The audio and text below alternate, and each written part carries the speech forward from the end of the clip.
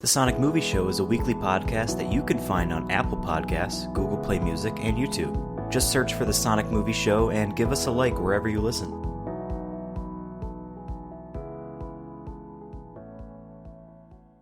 What's up, guys? Welcome to episode 28 of The Sonic Movie Show, the only show that's about Sonic news, and the occasional Sonic movie news. My name is Ethan. With me here is Devin. You know what they say, the more the merrier. Okay, so you do a Sonic quote like every day or whatever we do this for, and I don't even know where half of these come from. The more the merrier. Is it Sonic saying that? No, Dr. Robotnik. I don't know in what context. Someone you don't even know the game? Quotes.net. I don't even know. It says a movie actually. So it's under Shadow the Hedgehog too, but then it says Dr. Robotnik. So I don't. Well, these could all be Shadow fake. the Hedgehog video game. These all could be Maybe fake. He says the more the merrier. I don't know. That was a bad game, Shadow the Hedgehog. It was ambitious. It was like you played a level, and there were 3 different endings to that level, and each ending led to a different level. So it was just like a triangle, like, breakup formation. So there was like 8 different endings or whatever. What's funny is that quote. Bad game. I just picked on the fly. I had another one, but then I scrolled down because I didn't like it. So I went with the more the merrier, and I'm like, hey, that's the Sonic Movie Show. The more the merrier. Kind of. Because the other one I was going to go with was I'm going to blow up the whole damn planet. So I feel like that's not a good one to do right now. No, not during Corona. So yeah, the past few episodes of the Sonic Movie Show, that's all we've been talking about was Corona. Last episode we did something fun, and we're going to do something fun again this time as well. But we should start with some news related to these things. You were mentioning earlier today to me, off air, that there's been a trend on Twitter and whatnot of directors and actors watching their films with the fans, kind of as a watch-along thing, right? And there was this big Sonic watch-along for the movie, which just came out, so everyone's spending $20 to watch it with Jim Carrey or whoever it was. Yeah, I think it's just Jeff Fowler and from what I see, Schwartz. Yeah, but it was under hashtag Sonic Watch Party. Sadly, I couldn't participate. But from what I've seen, people enjoyed it. They point out Easter eggs, showed some set pieces, which are really cool. They showed Dr. Eggman's flying drone thing. I'm like, that's pretty cool. And all the red lights they put on it. Interesting. Yeah. I never, because a bunch of these had been going on the past few days. This is Thursday the 9th that we're recording this, and that's important information coming up soon. But I did see through Twitter all of the tweets from James Gunn answering questions and whatnot when he did his Guardians of the Galaxy watch through, and some of the facts are interesting. It's like, hey, the Infinity Stone was originally red, and then we learned that Thor 2 was going to do something with the red stone, so we changed it to purple. Or like, oh, we filmed this scene underwater, and it was a pain in the ass to remove the bubbles off their faces in post. They filmed a scene underwater? What? When remember the giant head, the skull that has a town in it or whatever? Yeah, it's like a... So they're getting chased, and Zoe's character, what's her name? Gamora, gets stuck out in space, and Peter gets out of his ship to go grab her. They filmed that when they were underwater. I thought they just and they made it space. Like they're just like CGI, you know what I mean? Yeah, but I think it's the hair. Like if they were bald, they could easily get away with it, but the hair, I guess, is the thing. And yeah, they filmed that underwater. But it's always fun to see fun facts about movies you love. You know, be like, oh, this was a pain in the ass for them. Or are they to talking shoot, about things that were cut? You know? Yeah. I know that right now as we're recording, they're doing a Godzilla watch party, the 2014 one with Gareth Edwards, and he was saying how like he's showing like pictures of scenes that were cut, and there was one scene I guess where one of the miners' like mouth is like totally like broken, his teeth is sticking out, and I'm like, that would have been so cool. Why wasn't that in the film? I don't know if he gave an explanation. My guess would be a lot of that stuff they not focus test it, but they show it in front of test audiences. Yeah, and if people don't understand what's going on or are too grossed out by something, that's not the tone they want, then they'll a rating. Because who knows, that could have been so distracting that they wouldn't see Bryan Cranston doing something in that movie or whatever. Yeah, but people seem to like. He the should have been in Sonic that Watch movie more. I'm sorry, he should be in that movie more. He he was their biggest actor besides Godzilla himself. Lee, I don't know how to pronounce his last name. Lee Majdoub, which was Jim Carrey's accomplice. Okay, in He was the tweeting Sonic about movie. it. Yeah, he was tweeting. I follow him on Twitter, and he was tweeting too. Huh, interesting. I've seen a lot of fan art on Twitter of Eggman and that character. He was really, I actually really liked his character a lot.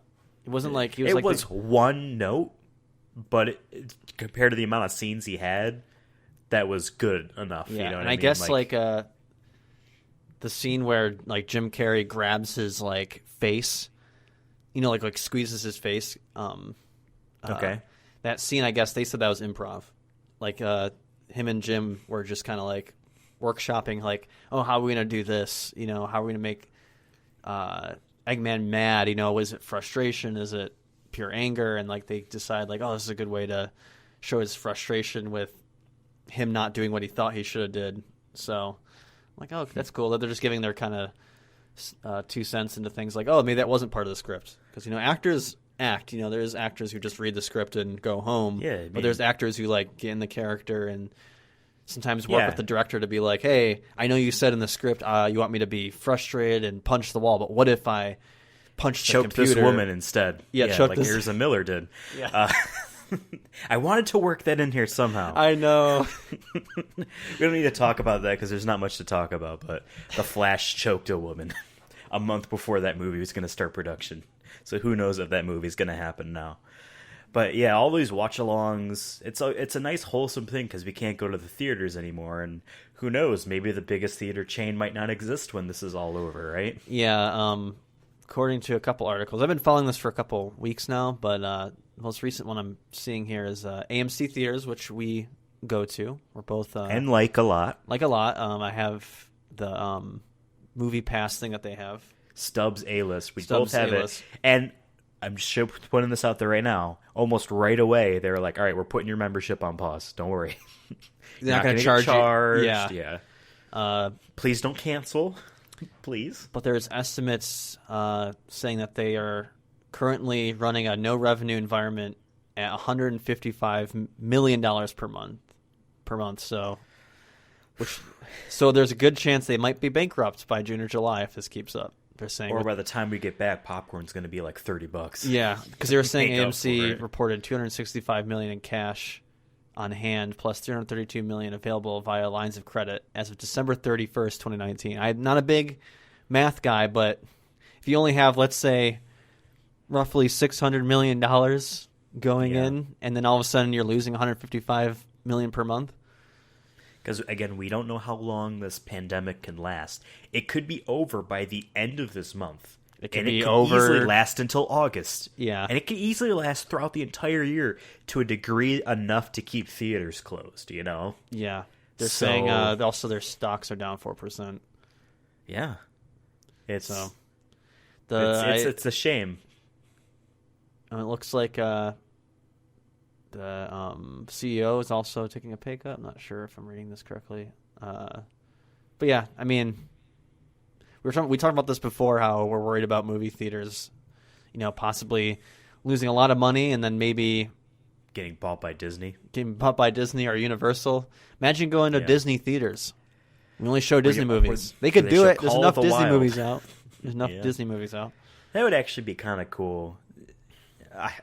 If there was like a place that showed just a rotation of old Disney movies or old, this movie, Warner Brothers, blah, blah, blah, blah, blah. That would be cool if like that was somehow profitable. But honest to God, unless you're Disney, I don't think you could do that.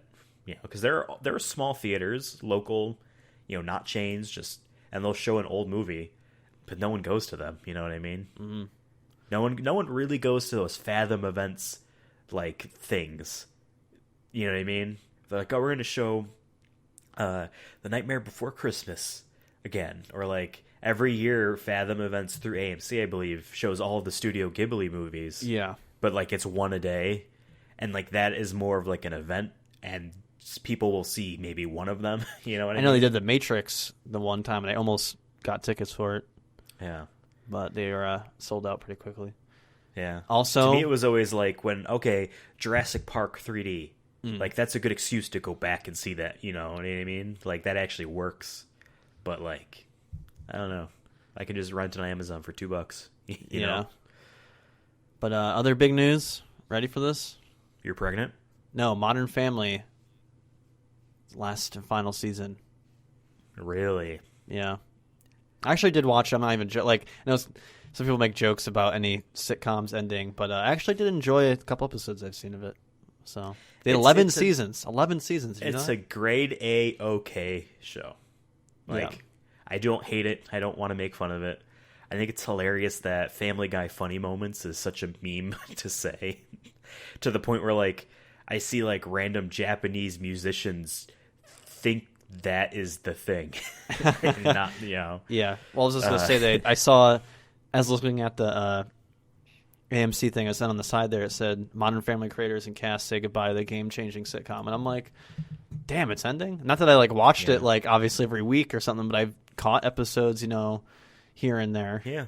I remember their Willy Wonka spoof where they went to a beer factory. And there were rumors for a while that after Disney bought The Simpsons and all that, The Simpsons were ending, because Danny Elfman said that, and he did the theme song for the show, that it was ending, and it's all on Disney Plus and blah, blah, blah, blah, blah. But nope, it got renewed, I believe. Like, Simpsons aren't going away. They're a staple. I was going to say... I'm 99% sure that there was literally a Simpsons short in front of the latest Pixar movie. Like... Do people honestly said still watch The something about Simpsons? that. I've never met anyone who, like, watches The Simpsons. I know huge Simpsons fans. Do you? Not saying not saying the show deserves to be, like, canceled or always anything, so but hard I'm to honestly watch them, curious. though. Like, I've never met anyone who My dad legitimately... was a huge Simpsons fan. Because usually when shows last that long, people fall off just naturally. Yeah. Like, I used to watch The Walking Dead every Sunday. Survivor. So you think you can dance? So you think you can dance? With stars. And eventually, you know, either get stale or the show doesn't get good anymore. I believe in endings, so it's kind of cool, I guess, to hear. For sure. 11 seasons is pretty good for a sitcom. Because some sitcoms, you know, even good ones, will be out for 2 seasons, and that's it. That's all you get. 10 episodes, 30 minutes. Not Family Guy. Simpsons is over 30 seasons. It's insane. Insane. What's I'm saying? Like, who's still watching? And that's saying they don't deserve it, but I'm just honestly curious. I never met anyone who's like, times. Have you seen the latest episode of The Simpsons? I'm like, no one's ever said that to me. I think those fans talk to each other. You think? You know, yeah. There have been a few times where I've tried to get into The Simpsons, and the only way to stream them digitally was through the FX app, which you needed to have tied to a cable subscription. Getting that to work on my phone was such a pain. And now they're all on Disney Plus, but they're all in 16:9, and there's like a good 15 seasons that are shot in 4:3. Not shot, I mean animated in 4:3, where they literally like either zoom in or just crop the top and bottom off, and they look terrible. I've seen a bunch of visual gags get ruined because you literally don't see them.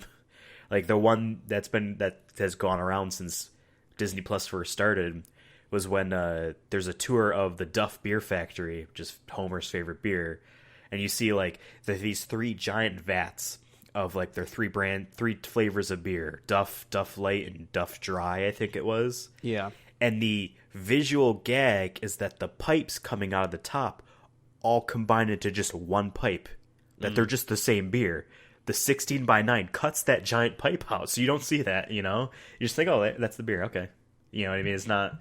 So, I actually do like The Simpsons, the stuff I have seen. I think I've seen Steamed Hams is like the funniest shit I've ever seen.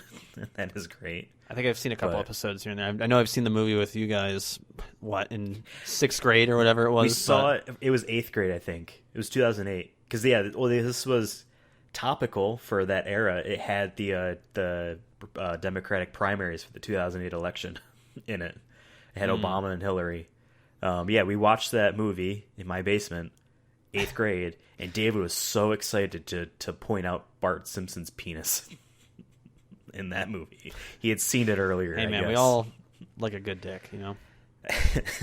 But speaking of good dicks, we wanted to rate our favorite celebrity dicks. Yeah. Imagine that's when we know if we ever do an episode on that. That's that we've gone to the lowest of the barrel because. Dude, today at work, we were talking about our celebrity crushes, and someone unironically brought up Vin Diesel. I'm like, what is my life right now? The fact that I have actual opinions about him. They have no idea. I almost said, but have you seen Multifacial? I almost said that. I'm like, no, stop it. You do. You got to say it. You got to stunt. Yeah. I have. You can watch it for free on YouTube. It's 21 minutes long. Well, did you see his first real role as a janitor in Awakenings? We have to watch Strays sometime this month. Oh yeah, we got. I think I mean we should obviously wait till closer to when we plan on recording. Keep it fresh, keep it tight. But keeping things fresh and tight. This episode's weirdly sexual. Yeah, sometimes you just gotta slide in and just, it's get all warm. Yeah, quarantine, man. It's making things weird. It's a weird day for me. In 2 hours and 15 minutes, I'm gonna be playing a video game, and at midnight, so.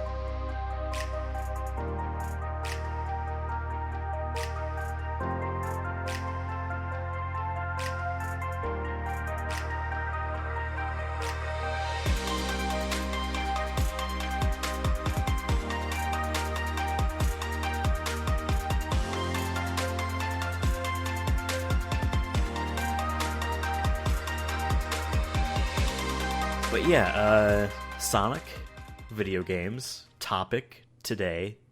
What's our Sonic game going to look like? If we were given the money, resources, or maybe more of like, okay, let me pitch it this way, Devin. Mm-hmm. Sega comes to you, Devin, last name unknown, robot from another universe, Devin, whose picture right now I see on Discord is him awkwardly smiling with my VR headset on when he played Super Hot VR and almost twisted his ankle. Sega comes to you and said, we need you to be the director at Sonic Team for the next Sonic game. Honest to God, Devin, we don't know what we're doing, so we'll just greenlight whatever your plans are.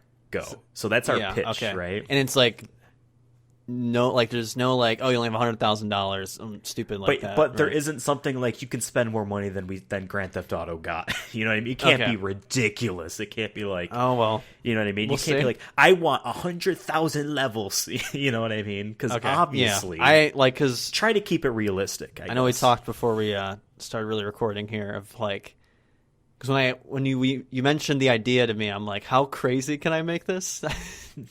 I say shoot for the moon, but know that the further you aim, the easier it is to miss. Because I have some ideas. Really good metaphor. I made a couple notes on my phone, but you're gonna go first. You said because I know I can go first. You'll probably know more about technical stuff. Yeah, and then when you go, you can pretend you already knew some of that stuff and weave it into yours. That was a mean thing to say. I'm sorry.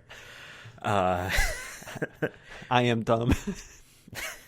But yeah, I guess I'll go. So yeah, if Sonic Team came to me and said, Ethan, we need you to be the director on our next Sonic game, what would you even do? Because we don't know what we're doing right now. This is hypothetical. I'm not saying Sonic Team doesn't know what they're doing. I think that, though. I'm not saying that. It's either what you're making or Team Sonic Racing 2. Again, a year later. This is coming out next year. This is coming out next year? Yeah, that's the only rule I applied to myself. Damn, because part of the problem with maybe not you know what I mean. That has to come out within the next couple of years. So, all right, I'm gonna go. Okay, and you're giving me a good launching point. Part of Sonic Team's issues is that it doesn't appear that they have a big enough budget and enough time to complete a game.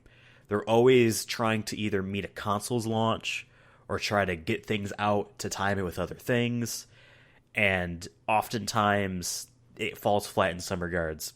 Sonic 2006, in my opinion, is the worst video game of all time. There are other people who are like, oh, but E2 not the worst on Atari, Sonic game, the worst, just the worst game. Yes, you didn't play that game. Maybe I'll sit you down and force you to play it. That is the worst video game of all time. Worse than Sonic Adventure 2, huh? Sonic Adventure 2 is actually lovable. PC port version. People all the time are like, but what about all these mobile games? What about ET on Atari? No one cares about those games. No one actually cared about an ET game on Atari. No one cares about all these random broken mobile games or Steam releases. People care about Sonic. Sonic has a legacy. When you come out and say, here is our new Sonic game, it's literally called Sonic the Hedgehog. It's on these brand new consoles. Well, it launched on Xbox 360 first, and then came to PS3 later in 2007, so not even 06. It's this big thing, and it's broken this much, and it misses the mark this badly, and it's completely not what people wanted so much. It is the worst game of all time. To the point where, like, literally the Sonic creator left Sega afterwards. Because he's like, fuck this. Yuji Naka, shout out. And so after they made that game, they kind of sat down and are like, all right, we need to rethink how we make these games. Sonic is a character that runs really fast. He runs through environments really fast. And unlike Mario, every single level, or at least zone, if we're talking about the classic Sonic games, are in completely different areas with unique assets and unique enemies and unique everything, right? Yeah. Every single level is... I mean, you played Mario Odyssey. Imagine if, you know, like, the fucking Woodlands level or whatever, that was yours just 1 star, 1 moon to get. You know what I mean? Yeah. And that, you think about the total number of worlds you're in, that's the Sonic game, essentially. You know what I mean? They make all these unique, like, you mentioned Sonic Adventure 2. For Sonic, it's City Escape, Metal Harbor, Green Forest, Pyramid Cave, Crazy Gadget, Final Rush. That's like, what, 5-6 levels for just Sonic, right? Mm-hmm. They're all unique. So they looked at that and are like, all right, this is extremely a lengthy process to make all of this stuff. And Sonic is a character that has to run through these miles-long levels fast. If we want him to actually run fast, we need to find a way to make these levels fast, so they don't take years to make 6, you know? And so they made the Hedgehog engine, which has been used in all the Sonic games, and it is for Sonic the Hedgehog. That's why they call it the Hedgehog engine, because of that. And it allows them to render light on a level in 1 day that is a super lengthy level. And Sonic Unleashed was their first game. Sonic Unleashed has 1, 2, 3, 4, 5, 6, 7, 8, 9 levels for regular Sonic, and 9 levels for the Werehog Sonic. Only 9. That's still not a whole lot. And when I go back and replay that game, I'm only playing like maybe the first 4 or 5. We talked about in another episode, Sonic has a bad difficulty curve issue, where like the last levels on any Sonic game are bullshit. Just be honest, they're bullshit. That freaking Sonic Adventure 2. Remember that? It's bullshit. We took like 45 minutes. You took 45 minutes. I took 45 minutes, but still, it was bullshit. I watched you. Oh, yeah. I was getting sick. I was getting nauseous. I lost. It's bullshit, right? Years off my life. So then, okay, you have 9 levels altogether. Well, 18 levels altogether. But half of those levels are slow levels, while the other 9 are the ones that fans want. That's not a whole lot of levels. And let's look at the other games that came after. Sonic Colors is similar in the amount of actual big levels. And then there's Sonic Generations that had 9 for regular fast Sonic. Sonic Forces has like 10, 30-second levels. Some of those levels are so short. And there's Sonic Lost World, which was on Wii, which I didn't really play much. It tries to do weird things. But in those first 3 games I mentioned, in the Hedgehog engine, Unleashed, Colors, and Generations, there isn't just one style of gameplay. There is the fast-running, speed-running Sonic, and then there is a slow Sonic. Sonic Unleashed, the Werehog, he's super slow. In Sonic Colors, there's a lot of just platforming levels where you're almost even on a very slow-moving screen, just trying to jump and get through like platforms, making sure you're timing your jumps, not running like Mario, essentially, but with Sonic's physics, which is a little iffy. And then Sonic Generations had classic Sonic, but he's a lot slower, and the assets are being reused, and they could kind of make that level really small. Sonic Forces did like 3 different gameplay styles, and they all sucked. So maybe quality needs to be over quantity. They're doing these slow-moving things so that the game isn't over in a half an hour. They're doing these so that they can actually make the game feel like there's a lot of content there. You play Generations on Steam. there's all those weird little challenge things for the keys. Remember those? Yeah. They're so forgettable. No one actually likes Yeah, I don't those, remember what I did. But they needed content, you know what I mean?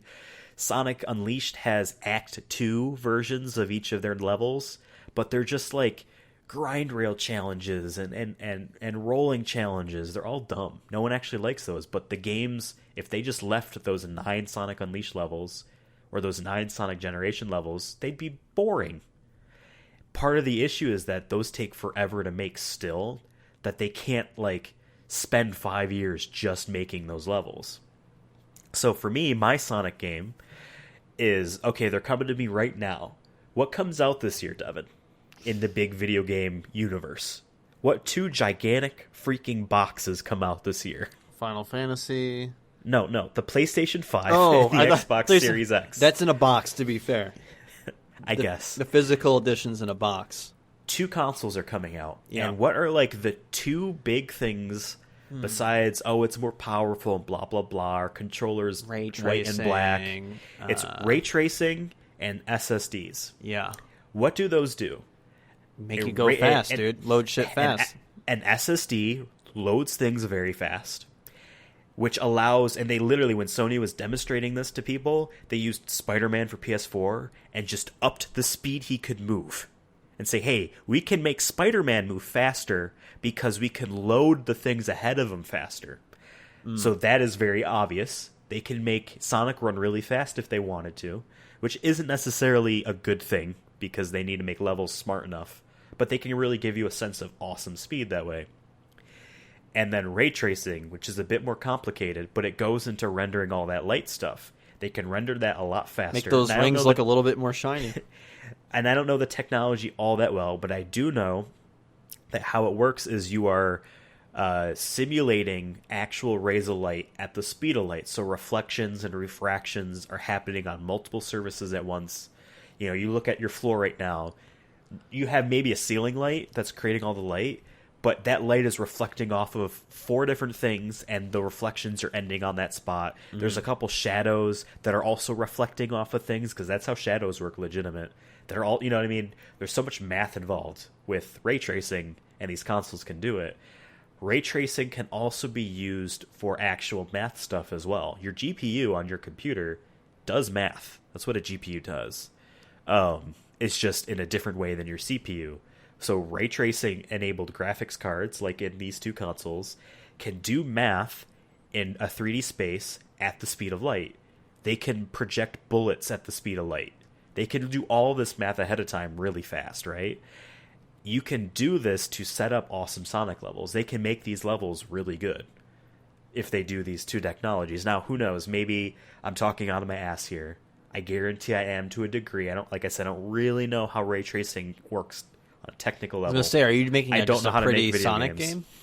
You know, what I'm saying is that the issues I mentioned with those 3 Sonic games is they can't make a lot of levels, and they need to pad it out with slow-moving gameplay that no one actually wants. The thing people want from in my opinion, from those 3 Sonic games, and obviously Generations was a celebration, and they wanted classic Sonic, but just keeping the idea that if Sonic Generations had 18 levels, modern and classic Sonic, that was in more Sonic games, more levels from each Sonic game, people would be happier. 1 from each Sonic game is a little bit light on content to some people, you know? So just more levels in general would be possible, I think, by being able to make them faster with ray tracing and the speed. Now, obviously, you'd have to actually make these levels designed smartly so that Sonic isn't running into walls when it doesn't feel like they were telegraphed, or pits. Like Sonic Colors started doing the thing where, hey, we're actually putting up road signs of Sonic falling. Say, hey, there's a pit ahead, you know, trying to actually literally sign some of these issues that can happen up. But Sonic needs more time when you design these levels. And I'm not talking about actually making all of the art assets and putting into a thing. They need to actually spend more time designing and replaying these levels over and over again. So you're gonna need some playtesters then. You're gonna need some. Well, you would need a lot. And I'm saying for what I think you want to do is you want probably more than normal. You want need this to shit to be focus fun. test You the want this hell shit to be... out of it. Yes. And so, as I mentioned a little bit earlier, what makes Sonic games not fun is the awful difficulty curve. if every single level in Sonic looks different, has different enemies, and sometimes even different mechanics. Springs are in this one, and weird little grind rails that are like this are over in this one. We have water in this one.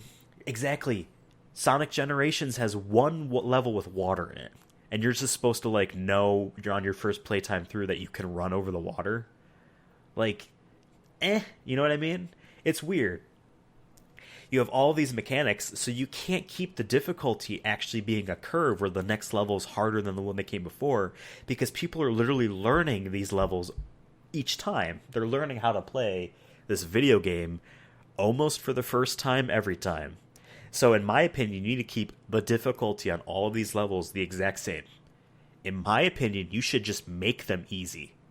The goal, whenever I've played these modern 3D Sonic games, Unleashed and Color specifically, and some of Generation's early levels, it feels more like a roller coaster. Yeah. Sonic is just taking you on a ride, and it's fun and it's exhilarating. You feel like you're actually doing cool shit because you're running real fast, and you know what I mean? It's just, I'm deciding that Sonic is going to do this cool maneuver in the air right now. He's got a homing attack on this one thing and land on this platform. You just make a movie. You don't even make a game. You just... in a way, you could, but no. But, like, split decisions that make it so that you're not being slowed down by the players making these decisions make it feel cool. If the game is easy, you're guaranteed to do that. Now, I think what would be cool, and it would depend on how much focus testing and replayability they really put into designing each of these levels, which again I guess would kind of go against the idea of having a lot more levels than before if you're having to spend more time designing them properly. I would say you could have 3 different routes in a level. Okay. Kind of like how classic Sonic games, 2D Sonic games, have like a kind of like a high road and a low road. Yeah. Where the high road is harder to stay on, but it's faster. Or at least it's more fun. Maybe there's more lives or rings. Yeah, up like there. Chemical Plant, for example, in what's it called? Which Sonic on the PlayStation there that I was playing the one day. Sonic Mania. Yeah, Sonic Mania, where like if you get to the bottom where all the fucking like water is, and you get stuck in that like area, it takes forever, and then you probably die a lot. It's not Exactly. fun. But if you were playing more expertly early on, you would have stayed on the high road. You know what I mean? Yeah. It's harder to do that, but the rewards is speed and probably points, straight up points. So if you keep the idea that all the levels are the same difficulty, and I would even throw out the idea that you can't kill Sonic. How I would incorporate enemies are a little bit different. Let's say there are no pits, or even if you do fall into a pit, it rewinds it. You watch Sonic be rewound to a close enough checkpoint, and you just go from there. It's almost as if it was nonstop. Like you're not losing. Maybe even the music rewinds too, so it feels like a 5 second, not 5 seconds maybe, but like a 3 second rewind. Yeah, and then you're doing it again, and then since like it was you missed just the so loop. recent, You missed the loop, so it rewinds you back to right before the loop, and then you can go on the loop. and then you try it again, and you could turn that off in the settings or whatnot. You know what I mean? If you really wanted, but like punishment in platforming games is often you lose all your lives, start the level over. And while that works in some degrees, it also doesn't in others. Mario Odyssey got rid of lives completely. You just lose some coins, whatever. Because they don't want to punish you by saying, like, now start over. You know what I mean? It's that game's more about exploration. That was one of the reasons I love that game, is that I never felt punished. Like, when I made a mistake or, like, didn't jump to one platform, or so whatnot. You lost 10 coins. You'll get them back immediately. Yeah, I was always like, okay, yeah, this sucks. But I never felt like, except for the very final secret level or whatever that I never finished. Besides that, everything else I like that you can like, I missed the moon by a millisecond on the time. When you have the flowers there, you have to go up a loop or something. Or I missed one flower, so I fall in the lava and die. I go right back. Cool. Exactly. And so Sonic lives suck in that regard because it almost feels like bullshit. Like, I didn't mean to miss that. And now I have to start the level over. Like, it's dumb. Get rid of lives. Rewind. I would have checkpoints more often than they usually are, and you would just rewind to the closest one, or maybe in certain instances where there are pits or whatever, you just rewind to right before that. How I would incorporate enemies are that they are never things that would give you harm. Now, obviously, there's going to be cutscenes between the levels and whatever, and my dream Sonic scenario is just another Sonic, Tails, and then Robotnik is the villain. In my opinion, I think Sonic works best that way. I'm probably in a gigantic minority here from Sonic fans. Well, you just wait for my idea. Well, yes, I'm excited for that. Because your classic villain there, idea. I'm putting that in a different way. Oh, you're flipping it on its head? Maybe. I forgot where I was going with this. But yeah, there's obviously going to be cutscenes in between. They're going to have enemies or whatever, and Sonic's going to dispatch one with a homing attack or whatever. But gameplay-wise, I think enemies can be used in two ways.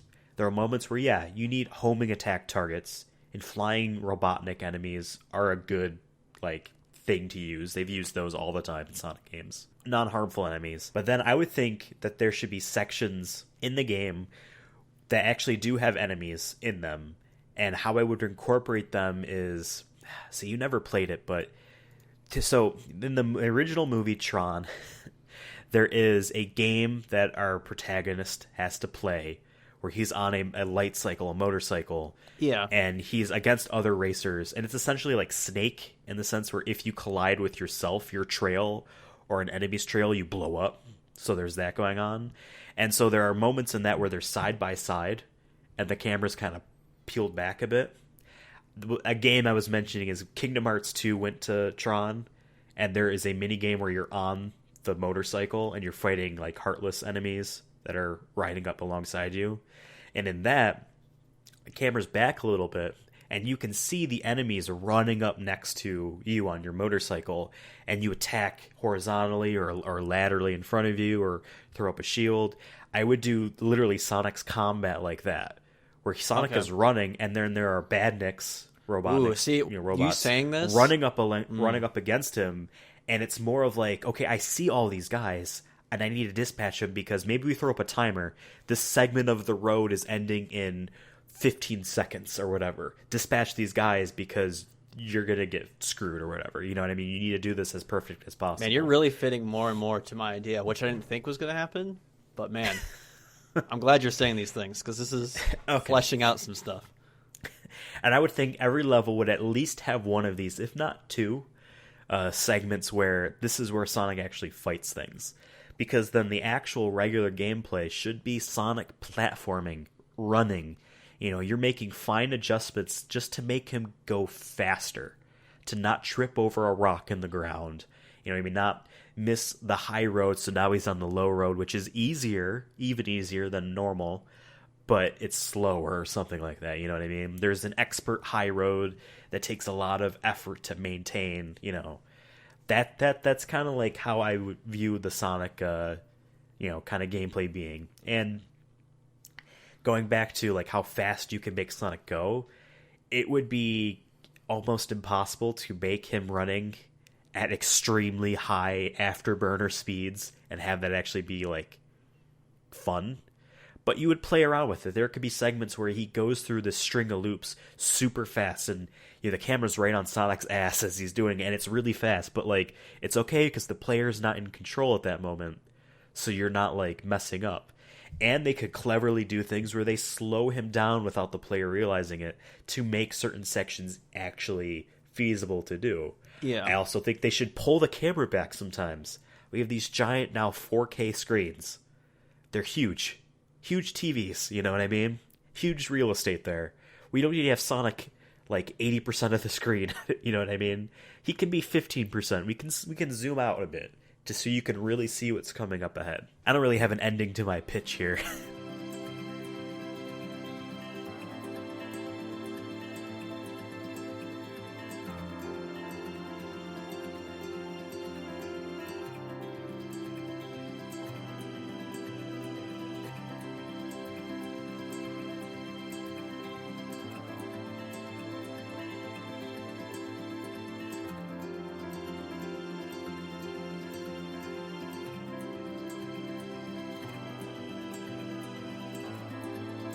Well, all your stuff kind of fits. Like, I went more for my idea. I wrote some notes, and I wrote like genre, platforms. I wrote that kind of stuff, right? Yeah. So you did definitely more technical stuff. I think I can incorporate your ideas into what my dream Sonic game is, and I've realized recently that because I've always talked to myself, saying, "What is your favorite type of video game? Like, do you like shooters? Do you like adventure games? Do you like action games? Do you like puzzle games? No, fuck puzzle games. I don't want to think. Wow. I don't want to think. I want to just shoot and keep moving. So I realized this recently that I like action adventure, loose RPG games.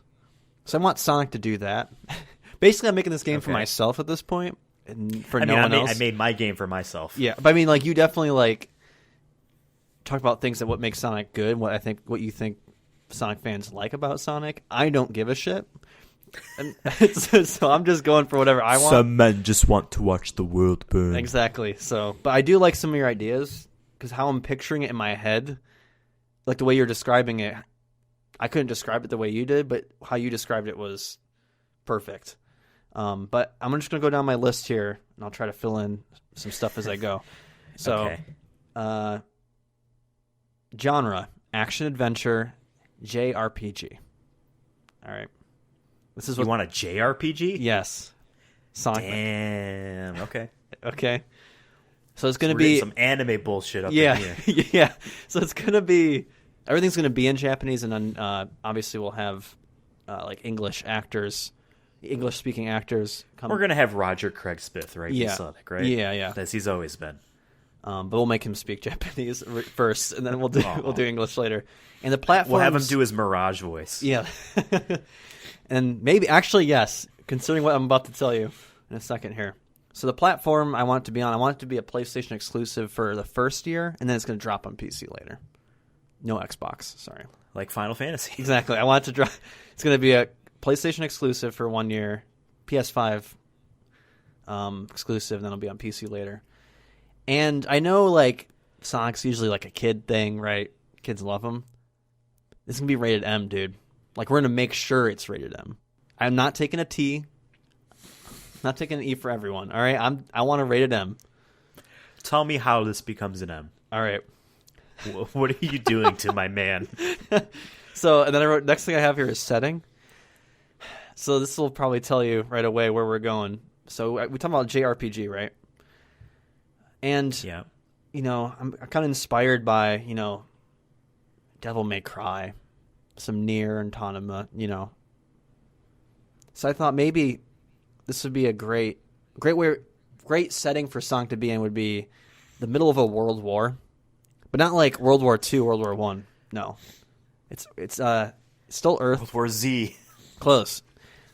It's year 2111. All right, middle of a world war.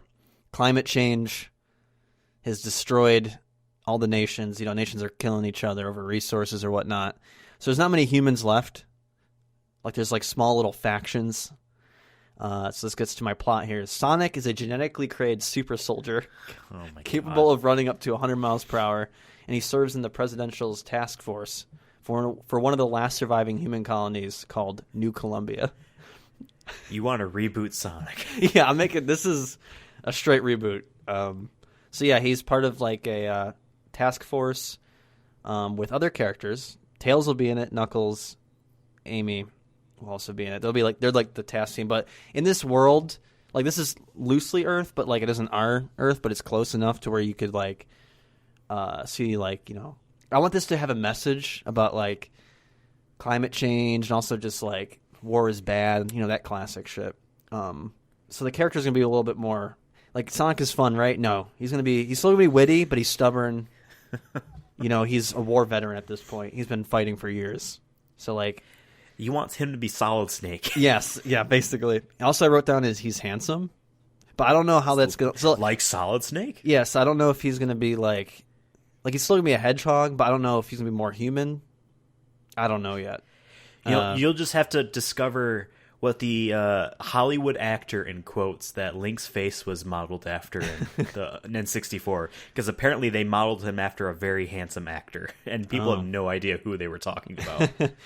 So I have Sonic. There's witty, stubborn, handsome. Tails, super smart, tech savvy.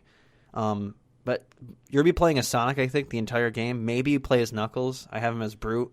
He's a smash 'em up kind of person. Like he does go in combat, but he's fists. He has the.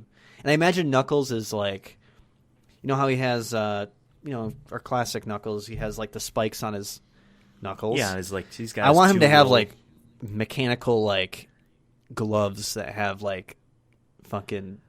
Oh, like there's holes, and then when he wants to, he can retract spikes out of his knuckles. Basically, his hands are normal hands, but then he wears gloves that are metal and have spikes up. Okay, they're just badass. All right, like that's.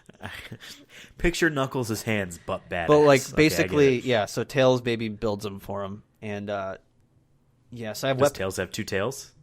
Does Tails so all the characters are the same. But a robotic all the characters tail? are generally the same, except they're just more matured, and like they're like humans see him as like just another they person. Have scars and they say fuck. Yeah, yeah.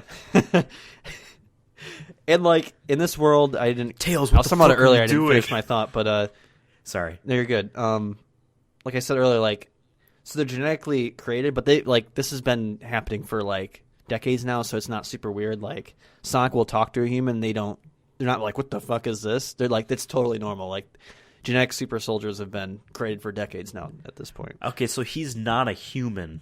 No. He is still Sonic the Hedgehog, but he was created? Yeah, but I don't think he's a hedgehog. He looks exactly how you think of Sonic, but maybe more like tougher, more like bulky maybe. Okay. More like the Sonic movie design from the original movie kind of. design? But he's going to be taller. Kind of like Gears of War buff. Ew, disgusting buff? Yeah, like he's gonna be swole. But Knuckles will be even bigger. He's like a tank, right? So yeah, they're basically they've been like there's been genetically modified creatures for some time now, and I'll talk about a little bit more about that later.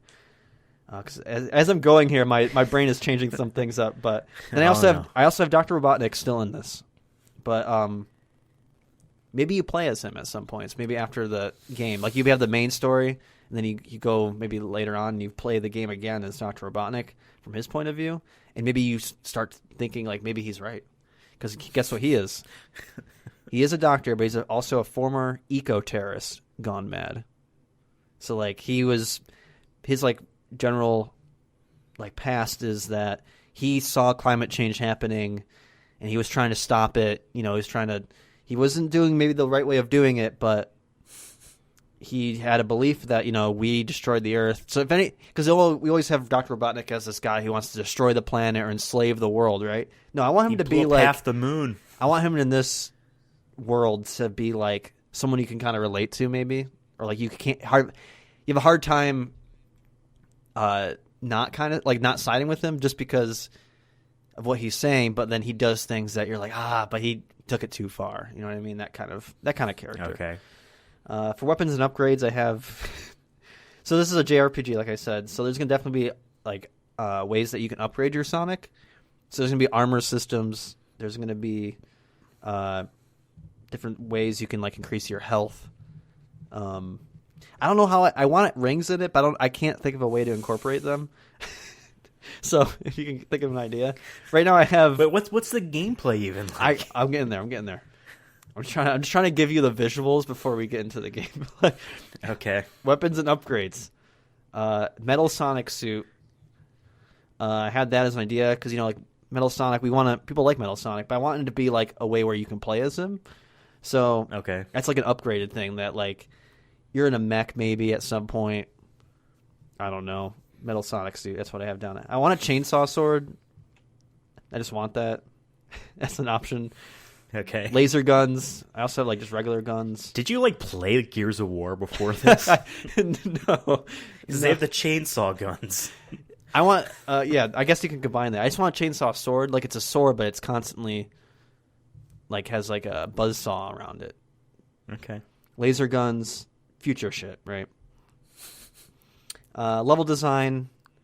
So kind of like Sonic Adventure, but I know you were talking about how you want Sonic to keep moving fast at some points, and then obviously you want to slow down to fight people. But I do like your idea of as he's running, he has to defeat enemies.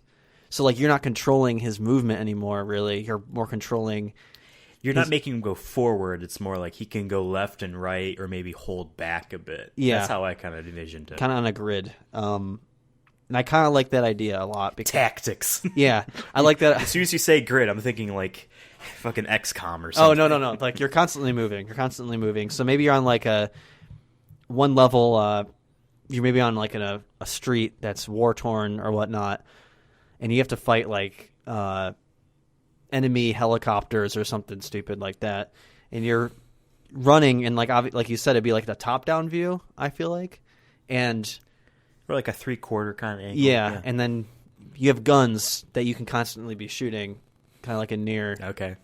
That you can shoot at the helicopters while you're, running through, like I said, destroyed streets, jumping over cars, whatnot. Basically, it's a shoot 'em up, hack and slash while moving constantly. That's kind of like what I want to go with. There might be moments where there is some platforming, but okay. And I also want epic boss battles. Like you were saying how you want Sonic maybe to only be 15% of the screen. I want there to be moments when, like, you're fighting... It's just a gigantic mech, and Sonic is like, scaling him by running around him. Yeah, and then it zooms out at some moments while you're shooting at him or something, and you can just see the mass of the robot. Like, I'm saying, like... kind of like Zeus in God of War 2. Yes, exactly. I like those moments. In my action-adventure games. I know Devil May Cry had a couple enemies that were huge, and you're just shooting everything you got at them. I think that's Shadow of the Colossus is literally only that. I actually got that on PlayStation Plus. I'm going to play that. You got to play it. It's such a great game. So that's kind of my level design. And my overall story I want to go... I mean, I mentioned the plot, but my major story idea is that... it starts off kind of with... I'm not going to go super in-depth. I could write a whole script if you want. Maybe that's for a further episode. Because we can do a live reading of your Sonic fan fiction for an episode one day in the future. Yeah, because I was going to say, right now I have, like... I want it to kind of start like Sonic Adventure 2 starts, where, like, he comes out of the airplane on a skateboard. I want that still, but I want it to be more... like, he's on a mission. He's briefed in the beginning. And they're like, hey, he's Sonic, jumping you on need an to... Air Force One. Yeah, basically, like a big stealth bomber or something like that. Yeah. I want his opening line to be, just tell me what I need to blow up. I wrote that down. Oh, my God. That's going to be your Sonic quote for next episode. Just tell me what I need to blow up. But yeah, I want him to jump out of a plane on a skateboard into, like, a storm. And he lands in, like, a war zone. And immediately in the game, when you're doing, like, you know how, like, they'll have tutorials of showing you how to play a game, but it's still, like, within the game? I want that to happen. So I want you to jump into like a war-torn area, and you're just hacking, slashing some soldiers. Like nice. Maybe you start with like... Now, are you always running when you're doing this, or is it like... There are going to be some moments where you land, and you have to like defeat the enemies in an area, and then like he will start, zipping to next... What you're describing kind of sounds like Sonic Boom, and that's a little scary right now.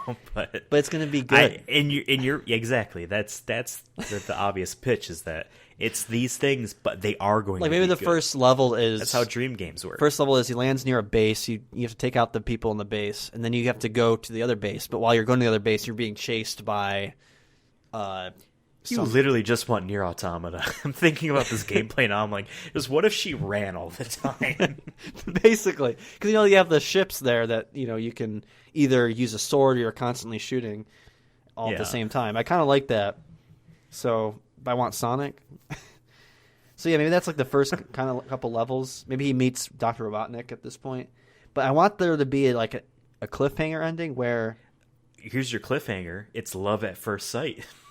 And then they gotta make it happen. I forgot to mention, by the way, that Amy is... Because Amy's always been like the love interest kind of for Sonic. Or she likes Sonic, but maybe Sonic doesn't like her. I want her to be the sexy love interest for Sonic. I want her to also be Russian. Oh, God. She's going into the cliches. Yeah. She's the sexy Russian spy. Yeah, and but I don't want her to ever give Sonic anything. So, like, there's no... Maybe there's teasing at some point, but you never get it.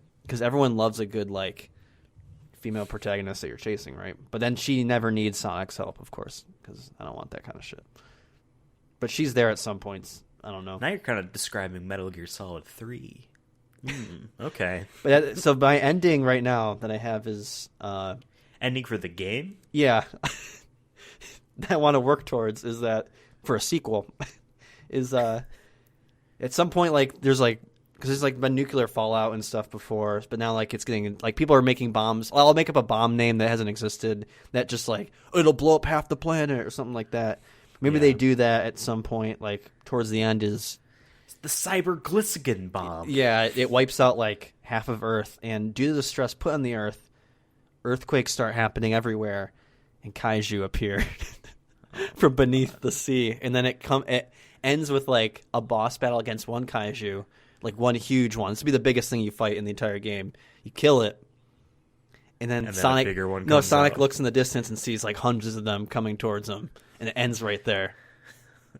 Some God of War. Isn't that the opening of Nier Automata? Where they God finally kill God of War the one 2 and ends then they with them, see right, more? God of War 2 ends with him charging towards Mount Olympus, and all the gods are looking down, and then God of War 3 starts right then and there. I kind of want that. Well, you got to pull people in. And my working title I have for this game is Sonic the Hedgehog Death Before Dishonor. Just the most cheesy Death Before title. Dishonor. Yeah, that's... I never gave my game a title. Was that your whole thing? Yeah, so if you have any other ideas to add to it. Well, if I can give my game a title, I do like the idea of having Sonic celebration games. Like Generations was the celebration game. Mania was the celebration game. I kind of like the title Sonic is Forever kind of being the name. I think it's a good like message. Be like, hey, no matter how many times he's going to stumble and fall, like maybe your game... for the franchise, he'll always be there. I'm telling you, this is going to be, and I want this to be a 60-hour game, at least. Oh, for sure. Multiple endings. Yeah. Just kidding. I do want the ending to be that there's more kaiju on the way. It's so funny how there are a few major Sonic games you've never played, and they are so close to what you described. So... I'm saying though there needs to be armor. Like half the time you're not even actually seeing Sonic. You're just like decked out in like some dope ass armor with a bunch of guns. Maybe you have a turret that you can put on the back of your like a what?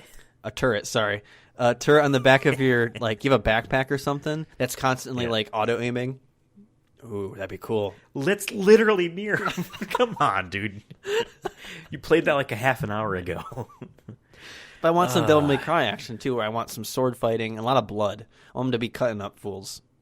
Okay. But maybe he fights other genetically modified like animals and shit. Okay. Robotnik has like so-and-so, the cheetah, and someone else, the rhinoceros. And they're like your two big evil henchmen for him. But then you have the evil government organization that was pulling the strings the whole time. And they were real bad guys. And there's gotta be if Robotnik truly does care about saving the planet, he's gonna have to put his differences with Sonic aside. Maybe team up and stop like I the said, guys this is destroying. just I have a start and an end. I don't have the middle, and this is something I could work on. Sega, if you're listening, it's so funny that you use the phrase eco-terrorist an hour and a half before Final Fantasy VII Remake comes out, where the heroes are literally described as eco-terrorists. See, I'm fitting everyone's favorite things into one game, and Sonic is my vessel. Yeah. Okay, we wanted to merge your ideas. I think it's pretty easy. I said all gameplay stuff, and you kind of didn't say gameplay and said the other kind of things. I think they're pretty simpatico. Excuse me. How about this? Sonic the Hedgehog, Death Before Dishonor, Sonic Forever. Alternate title. Japanese title. Yeah, Japanese title. Oh, yeah, Sonic Unleashed's Japanese title was called Sonic's World Adventure. And I think they decided people would think they meant Sonic Adventure 3, so they changed it in America. But that's my guess. Well, there you have it. That's our Sonic game. Sonic Death Before Dishonor, a.k.a. Sonic Forever, with a heart replacing the O. Yeah, in Japan it's Sonic. Like super like cute. Like the cover is super cute, and then like in the United States, it's just like Sonic holding a huge ass minigun with like bodies all around him. Have you ever heard of the Konami classic multiplayer game called Bomberman? You are a cute white, blue, and pink little dude in a cute little outfit, and you're running around in a grid with other similar cute little dudes and other different colored outfits. And it's on a grid, and there are like kind of like dirt blocks or whatever, like blocking certain things. And Bomberman, you can lay down a bomb and it blows up in a cross shape in the grid, and you're trying to have your opponents run into your bombs. Essentially, it's a multiplayer thing. Classic Konami multiplayer thing. The Switch launched with Super Bomberman R, and everyone's saying, "Oh, it's really good." Solid Snake has a cameo in it. You could play a Solid Snake in there. When the original Xbox launched shortly after, there was a reboot of Bomberman, and it is so like, we're gonna make him just so badass. We're gonna make him like fucking Master Chief. And it's this cute little white and pink dude. He has like a little bobble on his hat, for Christ's sake. And you're making him into like, he's gonna be the Terminator. And that is exactly what I'm imagining your Sonic reboot being. Dude, he's just in like a mech suit. Let me show this. I'm gonna Google search Bomberman, send you the first picture. Bomberman images. Oh man. But no, the more I think about him, the more like it's coming to me visually in my head, and I'm like, this needs to be made. It's time for a reboot. It's time for something different. That's Bomberman. Okay, I see him. Very cute. I like his belt. Sorry, when I said Xbox, I meant Xbox 360, I guess. I just assumed it was so ancient. That's Bomberman. What?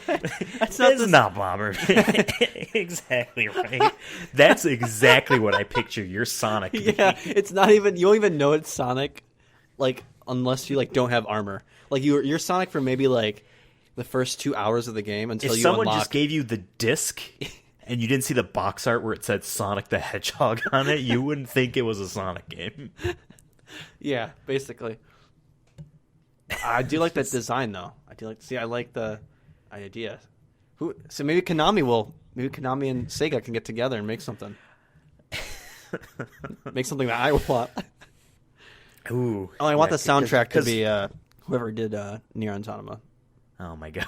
Of course, you just want that game again. You just want to play that game again. I want Sonic. That's like I want that game, but it's just constantly moving, and it's auto saves. That's my one beef. It auto saves.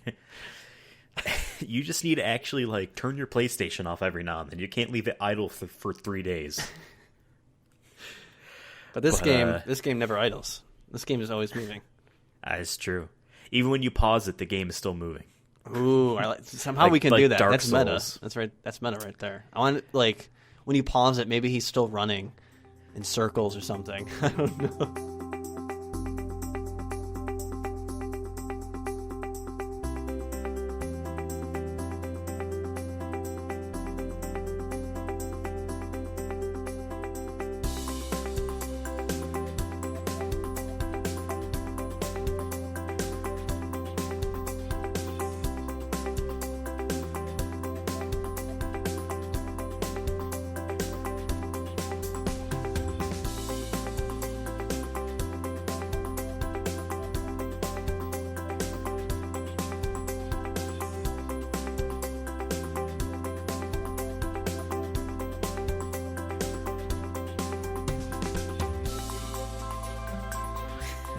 So that's our Sonic game.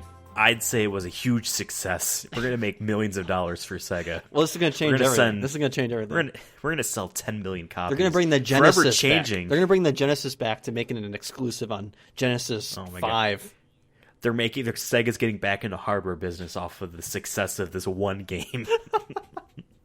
It's gonna be but it's gonna be the only place you can play the sequel. So you really want to play the sequel, which is like the greatest game ever. You're gonna have to buy the Sega Genesis 5.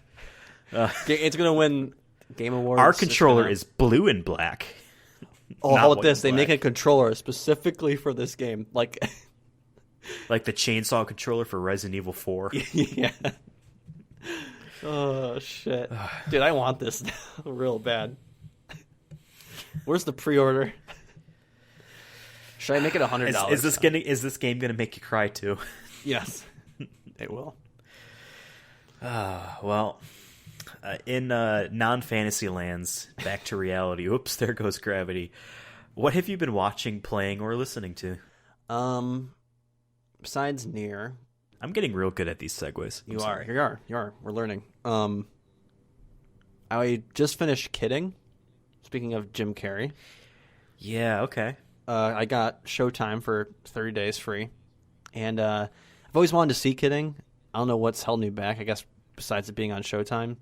But that's the one where, like, he's either a teacher or a television star for kids, He's a right? television star for kids. He's Mr. Pickles. He, like, basically is like, what's his face there? Mr. Rogers? Mr. Rogers, but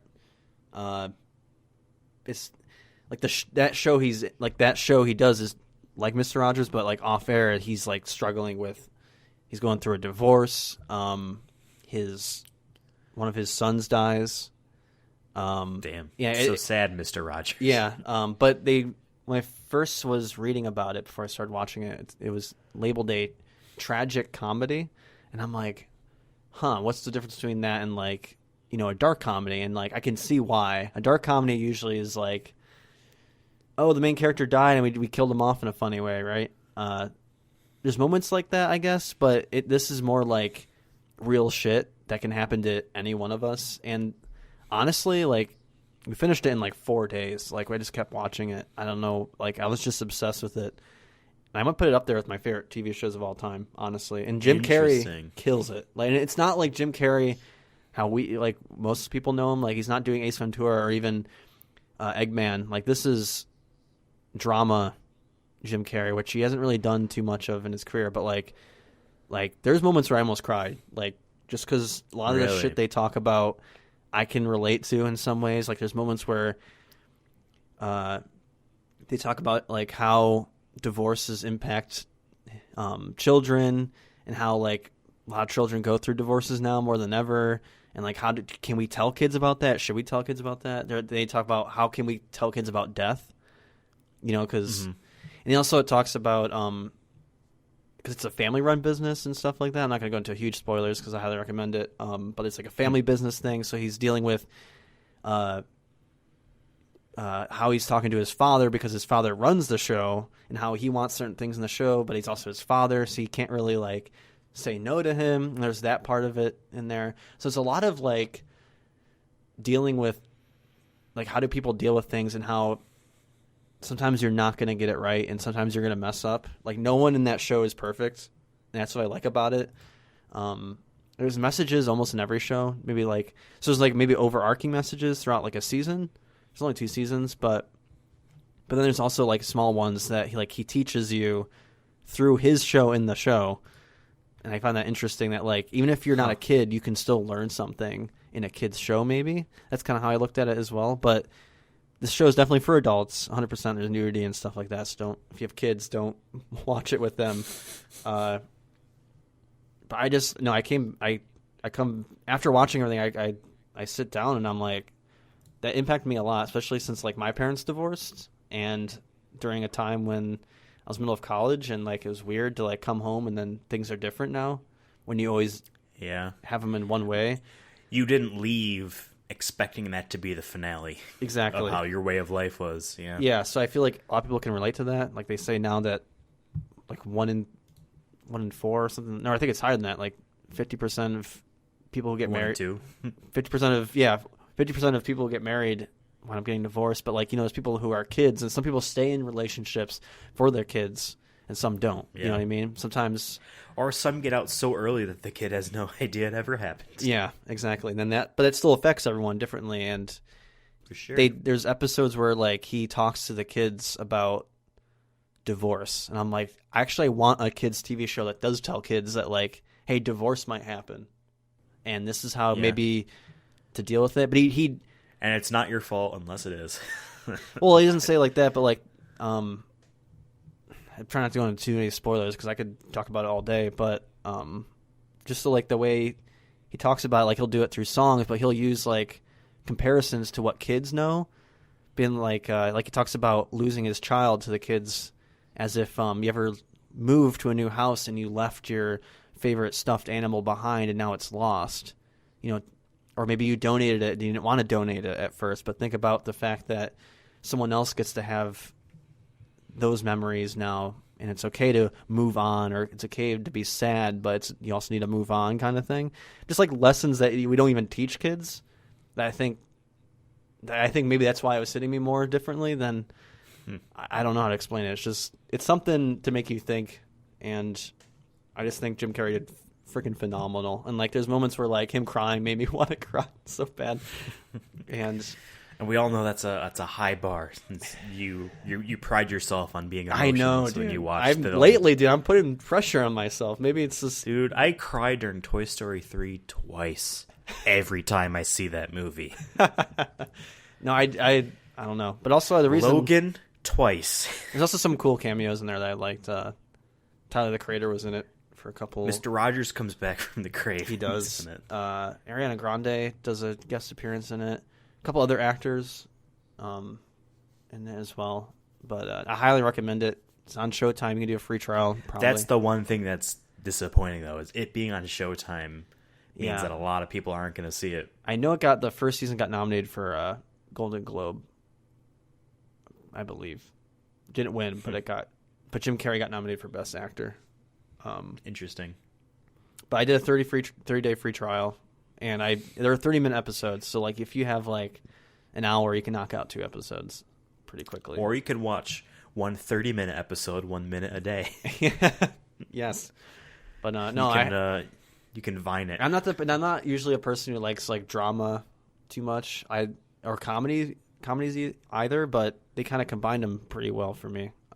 I don't know. It impacted me in ways I didn't think it would. I didn't have any expectations going in either, so I guess that helps. But yeah, I feel like I learned more either about like myself, I guess, in some ways, being like, hey man, I felt that way before, and like it's okay to feel that way. You know what I mean? Or you could be mad at your parents for divorcing or whatnot, and that's okay.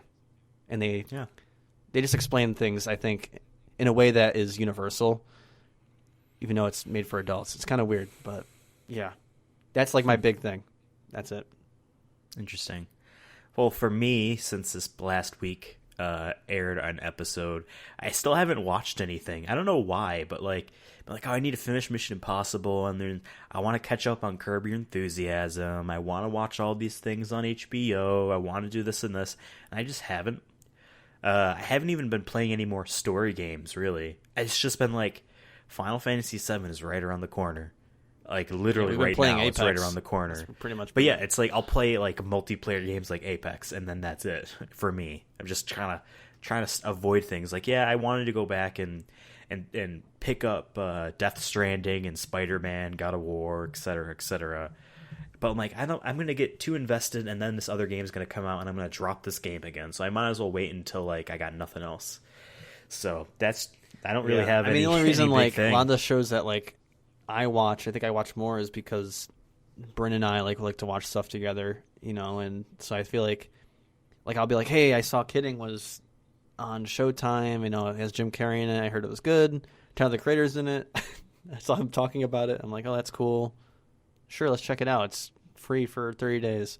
And like we watched it, and then like usually we can tell by the first couple episodes if we're going to stick around, because we've started like The Boys on Amazon there. Watched the first like 2 episodes, and we're just like bounced. Yeah. So sometimes that doesn't dawn on you that you're not really enjoying it until too late. I watched an entire season and a half of an anime that everyone's like, oh, this is like the next big thing. This is amazing. This is going to be a classic like Dragon Ball. It's that My Hero Academia. I spent a season and a half trying to convince myself I liked that show, and eventually I had to give up. I'm like, this isn't worth it. This is not worth it at all. I'm usually pretty good of knowing within the first like couple episodes if I'm not feeling it, but I also try to give something the benefit of the doubt, because I've watched shows before that like were slow, like in the first season, and then pick up. Like I feel like Game of Thrones first season is super slow, and then it just like that's like this building the world, and then they're like, okay, now shit gets real, and I'm like, okay, like so. Yeah. I try to give everything a benefit of the doubt. I was like that with Evangelion. I wasn't feeling it at first, and then it got like really like deep and shit, and I'm like, oh man, what the fuck?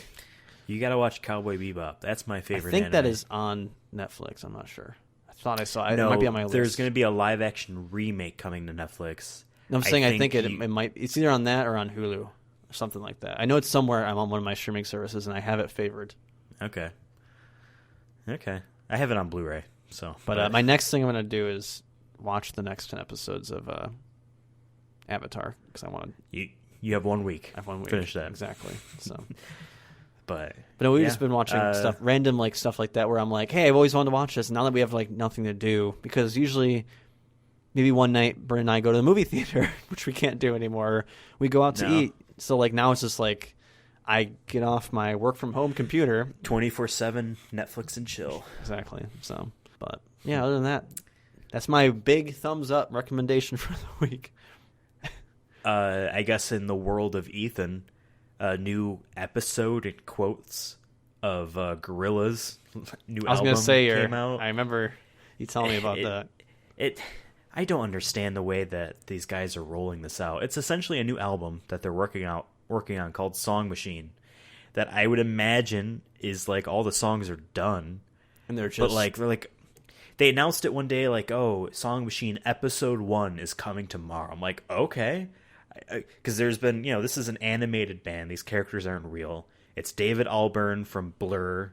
It's his group, which he just collaborates with all these people. There's a couple people kind of that like a Dave are Grohl. always behind the scenes. Dave Grohl's in everything. I feel every rock thing. Dave Grohl's oh, I was on drums on that, and I'm like, what?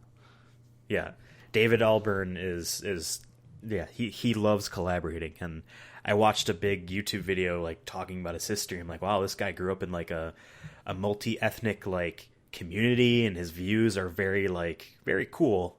He went to Africa and just studied music over there for ever. I wish I was rich like that, so I can just say, hey, Ethan, I'm taking a year off. I'll talk to you when I come back when I'm awoken in music. But they announced Gorillaz, I guess, because it's kind of nebulous sometimes how many people are involved at any given moment with Gorillaz. But Gorillaz announced, Song Machine episode 1 airs tomorrow. I'm like, okay, cool, because there's been years of rumors that an animated TV show about these characters, or even just an animated featurette, you know what I mean, a film, but not really, and he's always wanted to do the Tupac thing, a hologram concert with the characters, but he's never been able to get it to work, I guess. I don't know. I feel like you could. So I'm like, okay, cool, this is going to be that. No, it's just an episode, each episode is just a music video that's a new song, but the rollout is literally once a month. And I'm like, there was none in March. It'd be different if they did it for episode 3 just twice started. a week or every other day to the release date. That's what I thought. Yeah. I thought it was going to be at least once a week, if not way more often. I'm like, okay, it could be a year. And I'm like, okay, we have 11 songs. How many are even in this album? I have no idea, And but it is cool to wake up. I woke up you'll today. Never know when it ends. I woke up today, and the third song, Aries, is up, and I'm like, all right, this is actually a good song. I like this song. The first 2 took a while to get me in. I had to really re-listen to them over and over again to actually be like, I'm okay, like that I with appreciate a lot this of more. my favorite bands. It took me so many listens to be like, oh, now it clicks. Yeah. That makes me realize, is That's music even how good? B-sides work. I was always wondering, is music even good? What if we don't like anything? We just have to listen to it a bunch, tell ourselves we like it. That goes back to the movie thing. You keep talking about that kind of idea, and I told you why that's a BS way of thinking, but I don't know. That's my frustrations with Gorillaz right now. Hey, So at least you got, you're getting build up. Donald Glover just dropped his album, I guess, on a live stream. Then a week later, he drops it on Spotify and all that, and half of them don't have titles. They're just time signatures. And Oh, that's weird. but then there was no single for it. There was no advertising. It's weird. I don't know if he just doesn't give a shit, or is that's the point, is he doesn't want anyone to hype it up. But it's his commercial failure. There's no physical release either that I know of, because I'd buy it on the CD at least. Nothing. Weird. So I don't know. People, hey, I'm all for it though. If people want to drop their music however they want to do it, Yeah, Go- well, goodbye speaking them. about Spotify, the way Song Machine is rolled out on there, they do these song bites. I think they call them machine bites. They're so like in like 2010, I think, right after Plastic Beach, which is my favorite album of all time. It's a good album. Came out. David Albarn, I think it was him, in the voice of one of his 4 characters there, did a Spotify radio thing where like for like an hour and a half. Yeah, he was I think the radio DJ. I've seen like artists do that before. Yeah, and it was in this character, Murdoch Nichols, who's like he's the bassist, but he's also like the band runner, showrunner, whatever for the band. You know, actual songs that aren't Gorillaz play, and then he talks and blah blah blah. And you know, it was kind of cool to like, okay, what's in the mind of this character? What does he think? And he's kind of explaining, you know, little facts about making of the albums and whatnot. And so like these song machine bites, I think they call them, are kind of tiny little segments on that, where like each of these 3 songs so far has a featured artist, has a guest artist on it. And so like someone's like, oh, what does, you know, the first song was called Momentary Bliss. What does that mean to you? And, you know, I think his name was Slaves, says what, you know, like, oh, this is what it means to me or whatever. It's like these weird little things, but that's a single. That's not a song, but it's presented like one. And like each of these songs is also a single, but also a mini album of the song and the associated machine bites.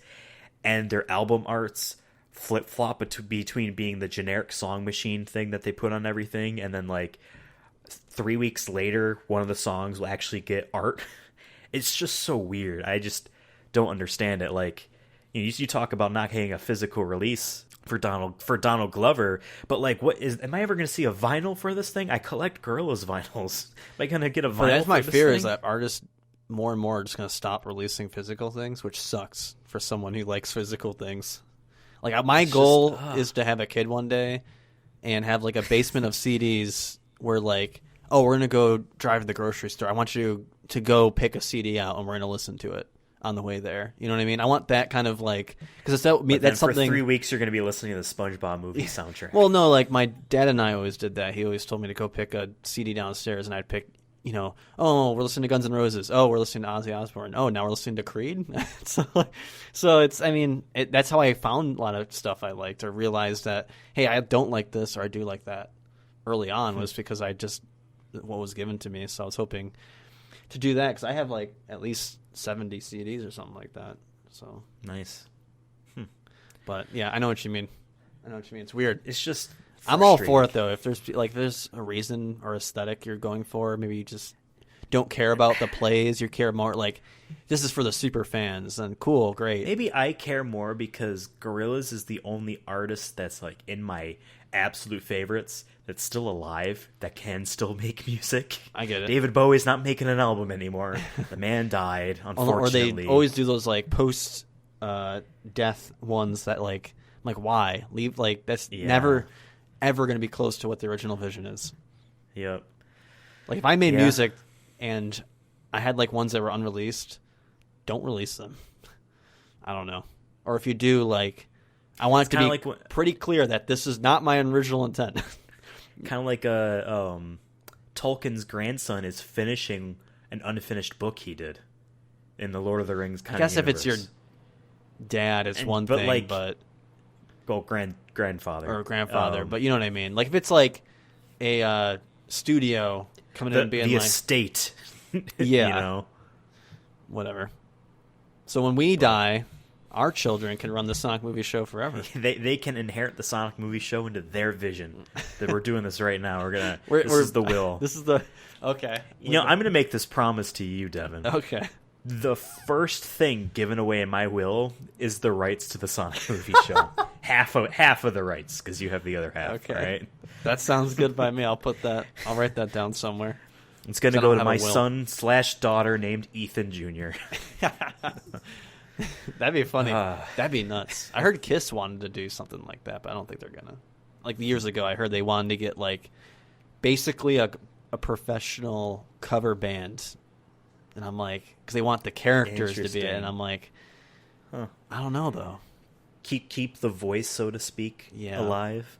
Well, it's weird because, like, you know, but Bowie is my favorite of all time. Second favorite is Led Zeppelin. Led Zeppelin ended when the drummer died, because, you know, it's those four and that's it.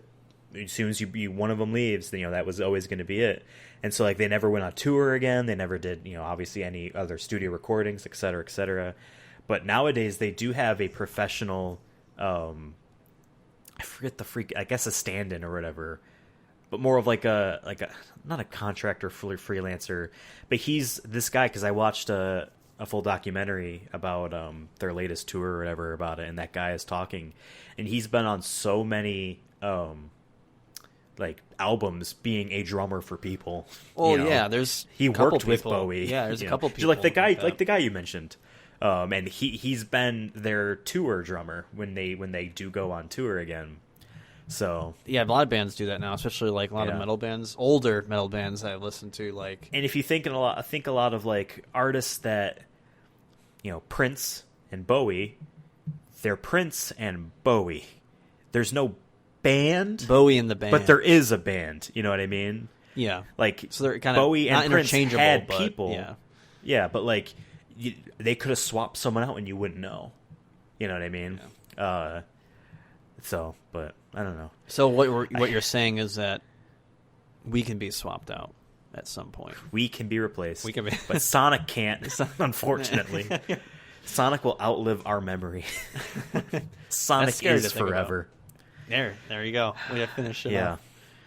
Death before dishonor. So, and I guess to theme this all back to Sonic, segueing from music, I've been listening to Jun Suno's album The Works 3.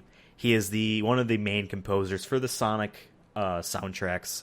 He's the Sonic Adventure era guy, and he does obviously modern stuff. He did Sonic Team Racing. He did not really work on Sonic Forces, so that tells you something.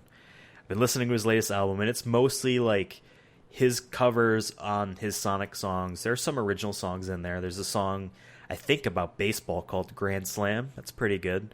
No vocals. It's just like his guitar sings. I love his guitar. He makes his guitar sing.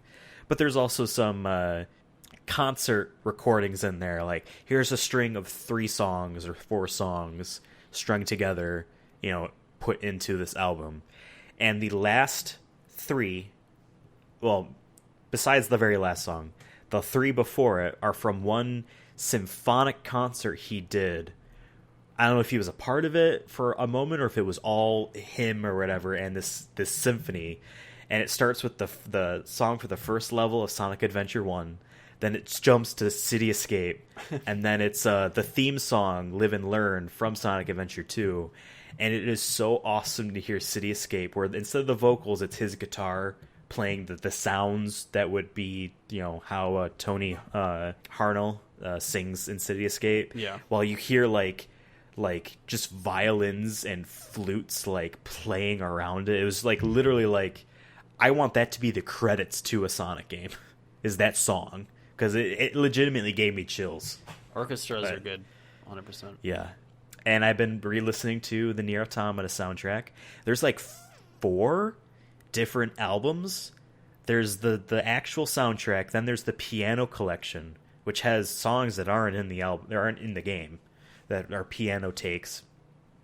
Then there's like 2 others I haven't even touched yet. There's like an unabridged, I think, and then I think something else as well. And then I think they're going to be releasing Nier Replicant soundtrack closer to when that remake comes out.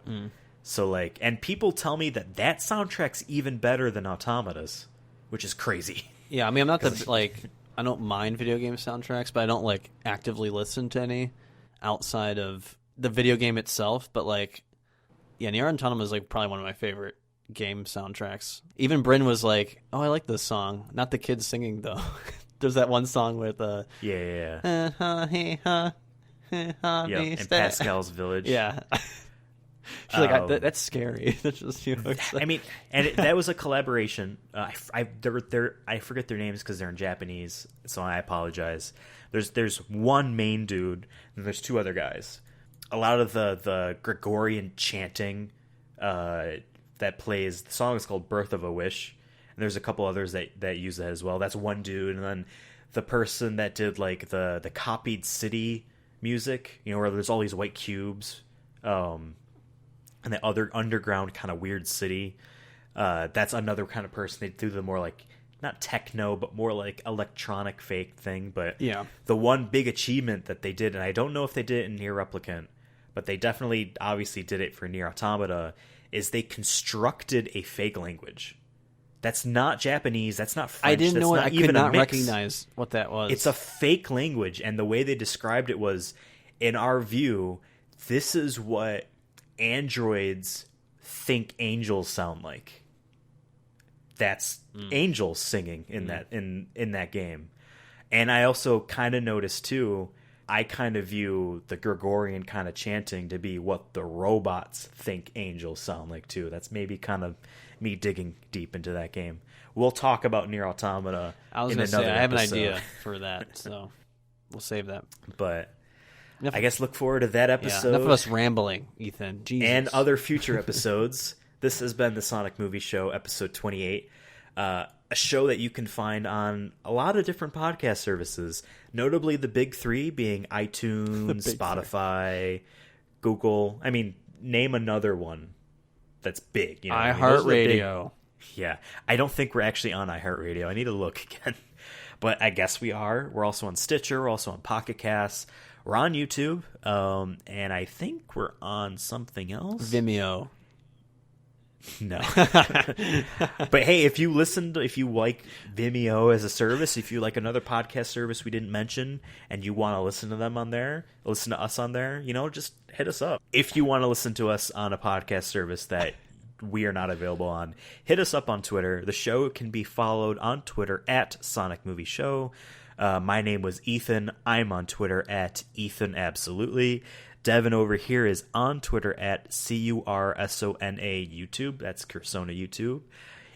Give us a like, a subscribe, a 5-star rating, a really nice comment and review. It actually does help out with algorithms. I beg every episode for this to happen. I'm going to leave the results to be nebulous because I want you to do it anyway. Turns out no one does that. I want people to share what their dream Sonic game is in full detail. Yeah. I want paragraphs. All right. Tweet at the show what your dream Sonic game would be. Do you agree with kind of the things we said? Would you pay for the game that we created? Would you pay And Sonic the obviously- Hedgehog Death Before Dishonor Yes. or Sonic is Forever? Let us know. And then until next time, gotta go fast. Just tell me what I need to blow up.